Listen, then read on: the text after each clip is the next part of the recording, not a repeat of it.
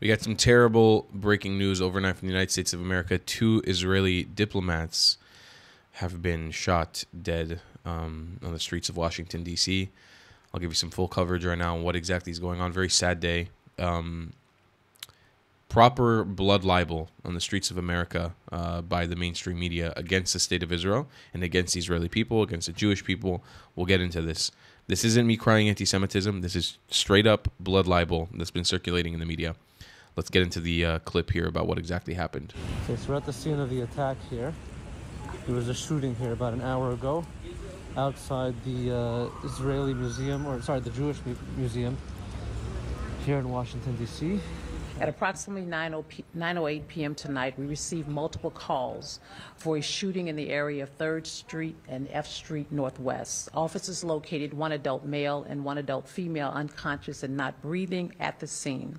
DC Fire and EMS responded, and despite all life-saving efforts, both victims succumbed to their injuries.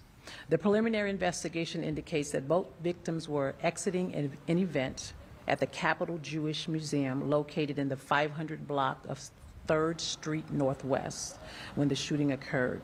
We believe the shooting was committed by a single suspect who is now in custody. Prior to the shooting, the suspect was observed pacing back and forth outside of the museum. He approached a group of 4 people, produced a handgun, and opened fire, striking both of our decedents. After the shooting, the suspect then entered the museum and was detained by event security. The suspect chanted, "Free, free Palestine," while in custody. The suspect has been tentatively identified as 30-year-old Elias Rodriguez of Chicago, Illinois. The couple that was gunned down tonight in the name of Free Palestine.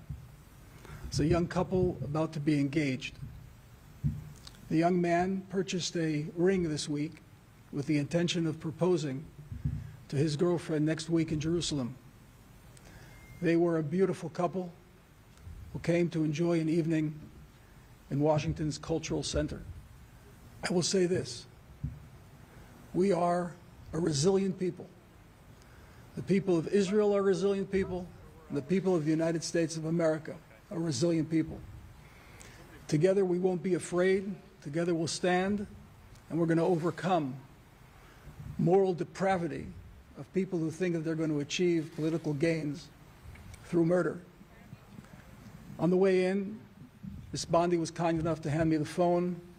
On the other line was the President of the United States, Donald Trump, who told me that his administration is going to do everything it can possibly do to fight and end anti-Semitism and the hatred that's being directed, the demonization and delegitimization of the State of Israel.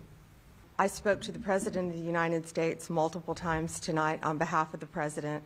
His prayers are with all of us, all of the Jewish community, everyone in Washington, D.C., state, local, and federal agencies, and our great U.S. Attorney, Jeanine Pirro, who will be prosecuting this case, will be doing everything in our power to keep all citizens safe, especially tonight our Jewish community. Our prayers go out. We have the FBI. All of our federal agencies will work hand in hand to do everything we can to keep our citizens safe. And here's the clip of Elias Rodriguez, I believe his name is. This is from Jewish Breaking News. Yeah, Elias Rodriguez chanting Free Palestine after killing.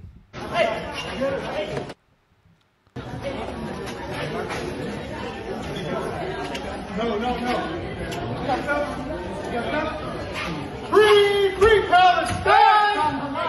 Free, free Palestine! Free, free Palestine! Outside! You have to understand something. For the last 2 days, mainstream media has been circulating that Israel's Operation Gideon's Chariots was going to kill 14,000 Palestinians instantly by starvation. It's now 48 hours later. No 14,000 Palestinians have been killed. No Israeli operation has really even killed that many Palestinians. There's been some military action on Hamas bases that I think has amounted to 100 or so Palestinians killed, and we don't know. We have no way to gain the metric on whether that 100 who have been killed are Hamas fighters, or if they're Hamas aligned, or if they're innocent civilians. We have no way to verify that. But the mainstream media for the last 2 days has been running around with this article saying 14,000 Palestinians are imminently about to be killed by starvation. Palestinians aren't starving. Aid trucks were just brought in to the Gaza Strip. Just brought in. And this is what you call modern-day blood libel. There is an active attempt by the mainstream media to continuously demonize Israel and the Jewish people, so any Israeli, any Jewish person becomes a target. When I was walking around the streets of America so recently, I was a target. This could have happened to me. And without naming names, there's people in this video who I saw who I know personally. I don't want to say who or what or when, but I know them personally, and I know that they are a target. This video that we just watched, I know people from that video. Actually, think 3 people that I could have seen there on screen that I actually know personally, that I have a personal connection with them. Any of them are a target. We are targeted for being who we are. Now, if you don't have a problem with that and you're okay, at the very least, let us defend ourselves. Don't criticize or critique how we defend ourselves. We're trying to keep our people safe and our country safe. My grandma, my uncles, my aunts, my family, my friends. You don't have any right to tell me how I defend myself. If me defending myself includes, unfortunately, Palestinian civilian casualties, you don't get a right to tell me. Sorry. You're not fighting this fight. You're not dealing with what we're dealing with.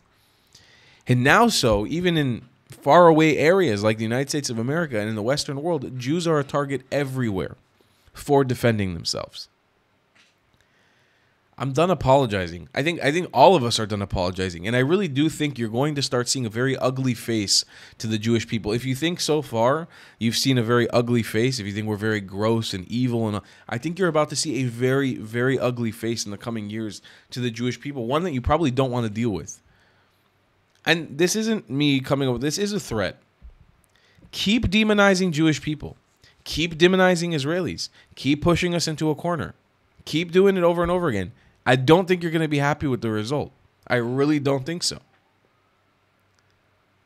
I don't want to say the names because I know it has been circulated a bit, but I'm not sure how far it has been circulated. So rest in peace to both of the victims. This is terrible. This is a terrible crime. And it's so sad how the pro-Palestine camp and these forces that be in the West are actually successfully brainwashing these stupid college kids and these stupid Americans. Obviously not demonizing all Americans. I am an American. But these stupid Americans or stupid people in the West to fall for this pro-Palestine trap, to set themselves on fire, to kill themselves, to shoot people in the street, to attack synagogues. It's so sad and so disgusting. And the fact that you don't understand it's happening in the West, you don't know what's going on, you're not aware to the fact that these people are infiltrating your country. The ideology is infiltrating your country. You better step up to it. I'm telling you, it's not going to end well for you. It's such a shame.